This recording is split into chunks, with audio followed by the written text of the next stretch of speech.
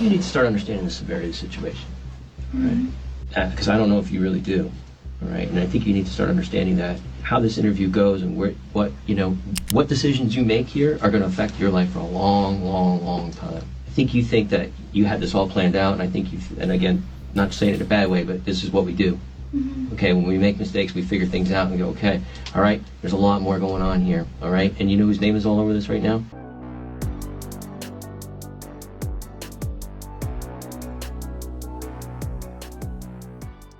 Suspect tries to flirt her way out of a crime she committed. Amelia was arrested in connection with the murders of Cindy and Sean Stack. Damn, 2 people? Oh yeah, no, keep her ass locked up in there. What the fuck?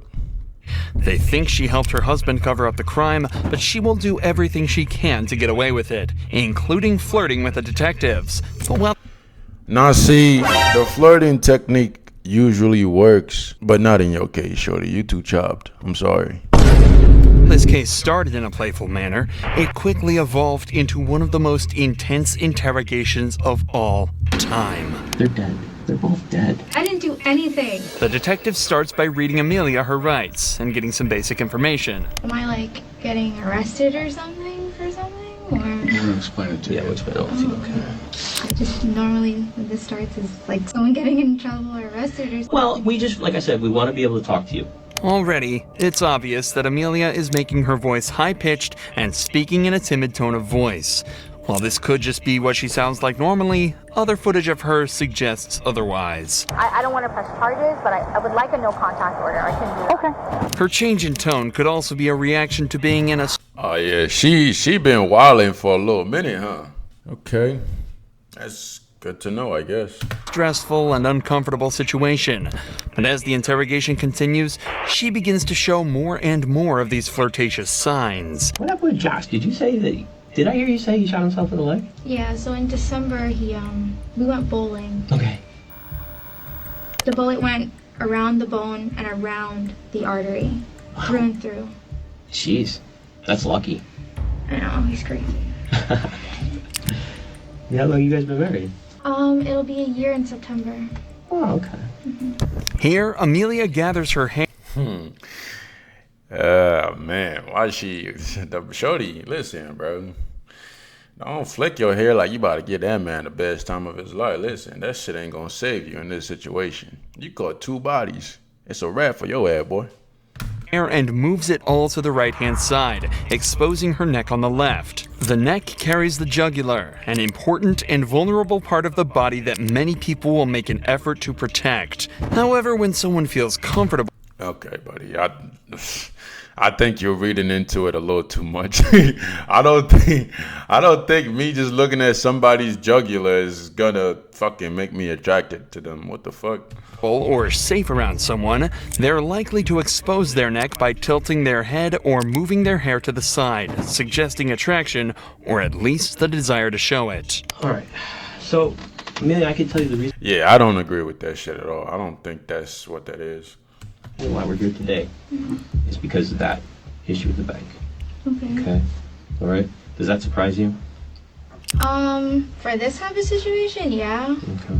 Like this intense. I mean, I got in trouble at work, which makes sense, but I'm just confused about this. Well, let's walk through it a little bit, okay? Let's walk through that and see how maybe we came here today, all right, and find out if this was just a misunderstanding or what, okay? The story ended with Cindy and Sean dead, but started with an equally disgusting crime. Amelia was an employee at Chase Bank and exploited her position to steal $50,000 from a dementia-ridden man. She wrote 2 checks from his account. People like this irk my soul. I'm not gonna lie to you. 50 bands though? 50 bands? That's beyond greedy, my nigga. That's life-changing money that you taking out of somebody's pocket. Imagine if that shit was being done to you. How the fuck would that make you feel? And her husband Josh deposited them in his accounts.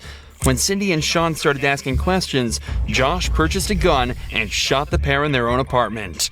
This interrogation is not only to uncover the details behind the theft, but also to determine what part she got theft and double homicide? Oh yeah, nah, you cooked. You cooked, shorty. It's over for your ass. Played in the killings. So what happened with this write-up? So, I mean, had you been a banker for him for a while? I mean... Yeah, so I've been his banker since I moved here. So what happened with these checks? Nothing. He called him. I have the record over global security. Mm-hmm. So Look. Pay attention to her body language. You know what I'm saying? All of a sudden, she moving now. She wasn't doing that before. You know what I'm saying? She trying to come up with some lies. You know what I'm saying? Notice the change of her tonality. It's different now. when they came in, they pulled like call It's like all of a sudden her confidence is like slowly fading away. logs. They pulled like cameras just to make sure like well signature files. Because I mean it's still federal. It's the bank. So they wanted to make sure that I wasn't like I guess stealing. When you talk to Gerald, I mean, how did he appear to you? Is he a young guy, old guy? He's old. Oh, how did he appear to you when you talked to him? He's okay. He was okay? Mhm. Did you ever have any issues when you talked to him about remembering things or anything like that? Like I know like a little about himself. Like he had brain surgery. Mm-hmm. But for the most part, he remembers things. I don't think he forgets really. He just other than that, he's Okay. Yeah, nice guy. Amelia does her best to seem open and honest here, but as soon as she finishes up talking, she brings her shoulders up, hunches over slightly, and crosses her arms.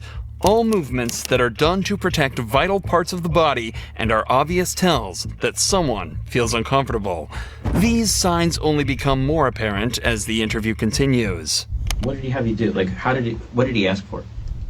nothing. It's just we put 2 checks and $25,000 each, and that was it.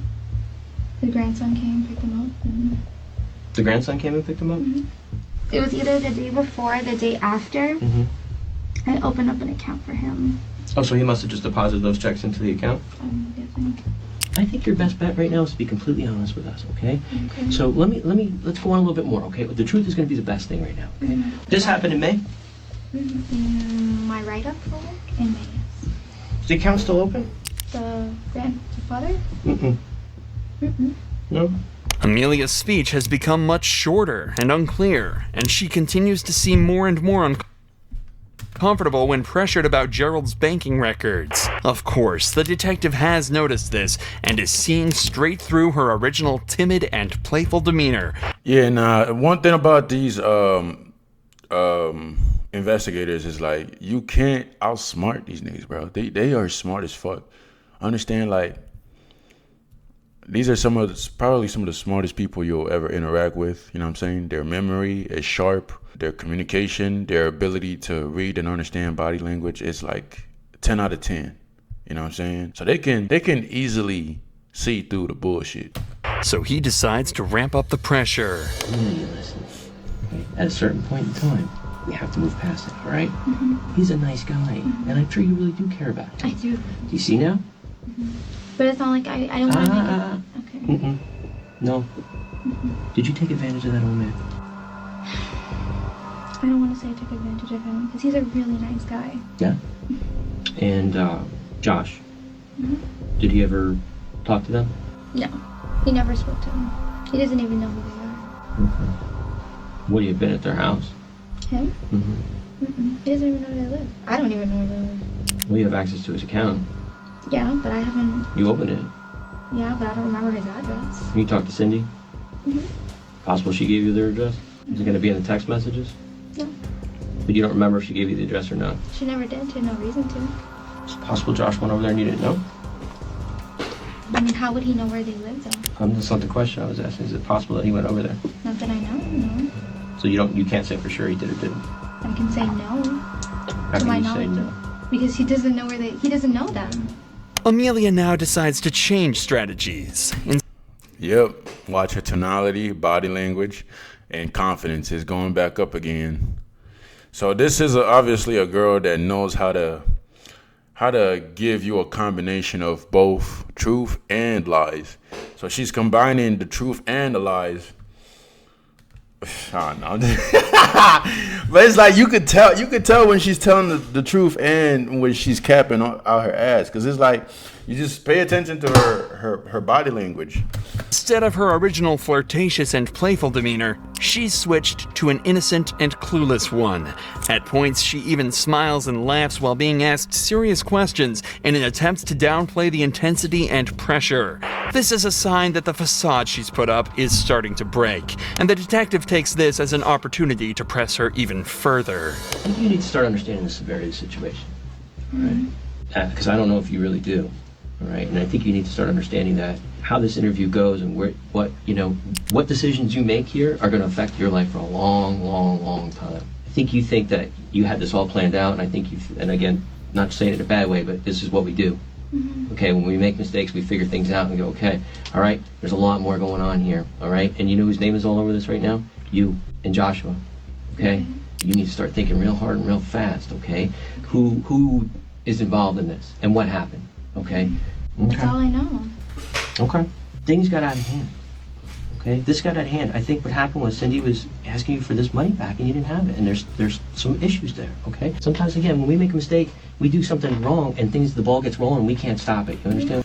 Bro, another strategies that I find that these investigators be using is the friendly tactic, the reasonable tactic. Like they try to approach you as if they're talking to a friend, and that should be working a lot of the times. You know what I'm saying? Because these motherfuckers, they get to talking real fast. And honestly, you should because the fact that they already got her in there, like they know a lot of shit already. You know what I'm saying? They're just looking for that confirmation.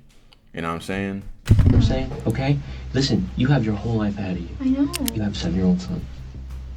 You have an obligation to him. So whatever happened beyond this, we need to know. Because if you want to keep going with what you're telling us, okay, then we're going to have to go on that, all right? And you have to understand. Yeah. Okay.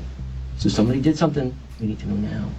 Talking about her son obviously strikes a chord with Amelia, and as interrogations are all about exploiting emotions to extract the truth, the detective jumps on this to make her as vulnerable as possible. Did Josh put you up to this?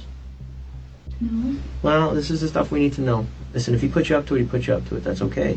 Again, like Detective Murphy said, I think you're kind of at this crossroads right now, okay? You've got Josh, who you probably love, and he's your husband, okay? But you also have Julian. And you got to picture that little boy. You got to picture not being able to watch. And this is where the snitching happens. This is where the mind game happens, because they're going to play you to make it seem like they're on your side so you can bury the other person in as much dirt as possible. Because they're not in the room, you know what I'm saying? You want your freedom, don't you?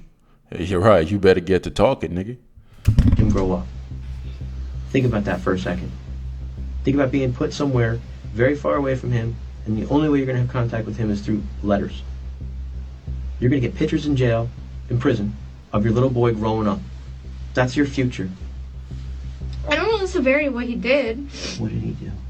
but he knows the relationship that I have with Mr. Stack. He knows that. I mean, I would take him food, like, Listen to me. so at a point he would get upset with me that, like, I'm too nice, that I can't kind of act with my customers, but the old guy, he has no family. Well, I mean, I talked to him because, you know, he's my husband. I talked to him. Did Josh say that you kind of were owed this money because you were taking care of this guy? I don't know if he said that, but Something like that? What did he tell you? I don't want to get in trouble. I didn't do anything. Okay.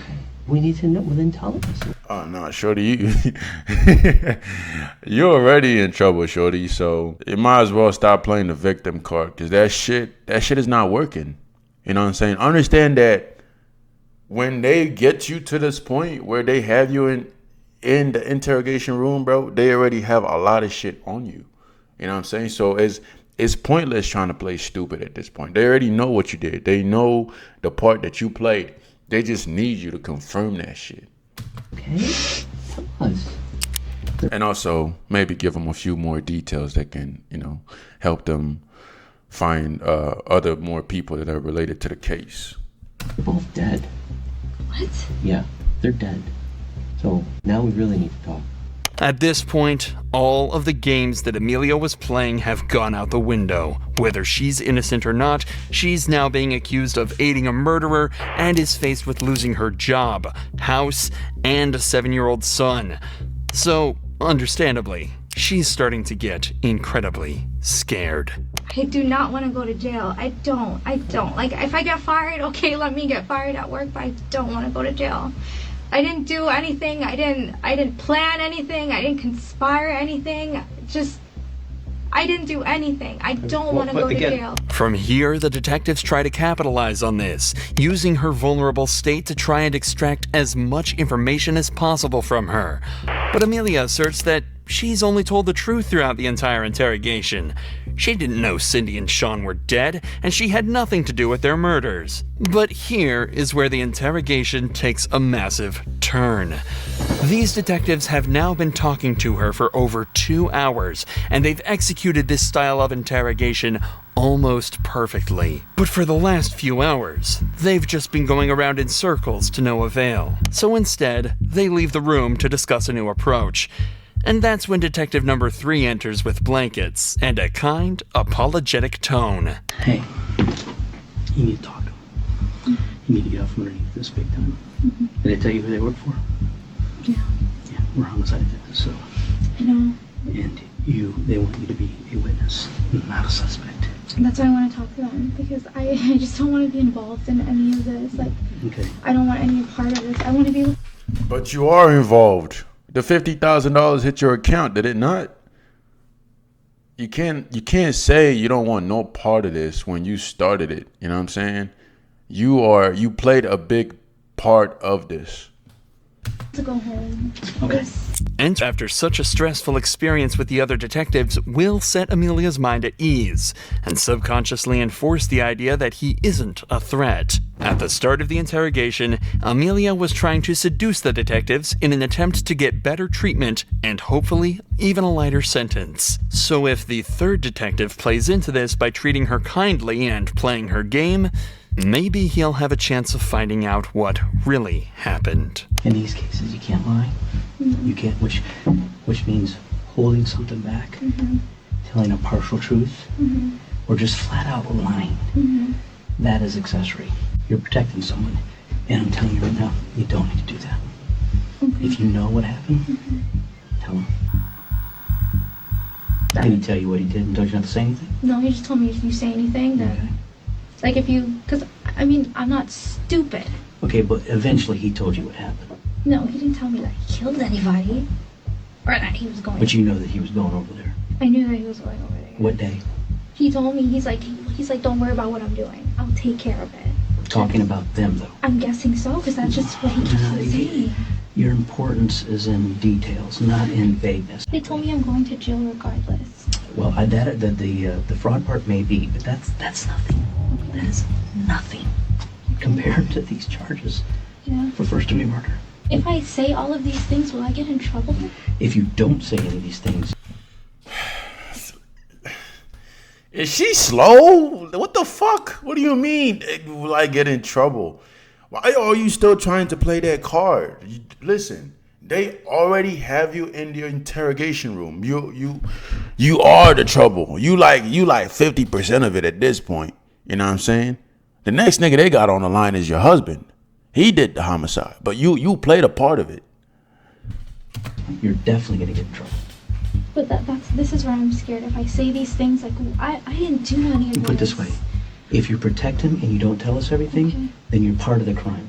Amelia is now met with a harsh dilemma. She has to either gamble that the detectives never connect her to the crime and face felony charges herself, or fess up and snitch to the police, likely sending her husband to jail for the rest of his life. This is her last chance to make the right decision, or she'll never see her son again.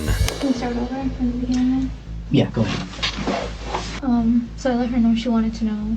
She went with her dad to the bank and she looked at the transaction history and she wanted to know what the checks were. So I can't tell her much. And then he's over my shoulder listening to my conversations with her. And he's just like, I'll take care of it. Don't worry about it. He just wasn't having it. He didn't want me to talk to her. He didn't want me to contact her. And who are we talking about, her? The guy's daughter. You know her name? Cynthia. Cindy. She's gonna call her Cindy. Cindy. And he knew who Cindy was.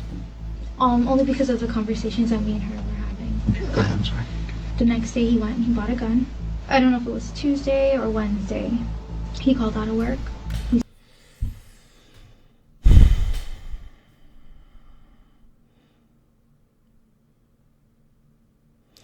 People can be fucked in the head sometimes, bro. That shit is crazy. You took advantage of an old man that has problems with his memory, and then you basically try to wipe off the evidence that you took advantage of him. That shit is crazy, boy. Said that I'm gonna take care of things. The next day he comes home and he's like banging on the door. This is like Where the apartment or the house where we were at today? Yes. Okay. He came banging on the door. When he came home, he took the gun apart. He was shaking. He took all his clothes off. He put it in a garbage bag, and then he went by his mom and dad's house. Okay. When did you become aware that he was involved in the murder? Well, I didn't know what happened. I just stopped hearing from her. And then when I said something about, can I call her? He told me no. And then he got really mad at me, and he was like, if you say something, I'm gonna kill you. Okay, he's not going to say that unless he told you about the murder. That's the part so when did he tell you about the murder? Sweetie, you got to let this go. You can't. Anything you hold back is not going to look good. Yeah, he's not stupid, bro. You can't outsmart a motherfucker who's probably been in this game for like 10 plus years. These niggas are good at their job. You've got to just tell it. It hurts. It's scary. I understand that. But not talking is worse for you than talking. It was, Did he describe how, what? He never physically said, like, what he did or if anything was done. Did he say he shot him? Well, I'm guessing he had his gun, so. Don't guess. Did he tell you that he shot him? Yes. He said he shot him. Mm-hmm. And with that, the detectives managed to use Amelia's tactics against her and got her to confess to her own husband's crime. The detectives also stuck to their word and, after confirming she had nothing to do with the murders, dropped the charges against her. She was, however, still charged with the theft and sentenced to 3 years in prison. Josh, however, was found guilty of the first-degree murders of Cindy and Sean Stack. That's what I told you. That's what they do. They will get you to bury the other person. Listen, they already know. They already know. And the goal here from the very start was to get her to confess so they can, you know what I'm saying, use all the details and evidence and just wrap that shit up.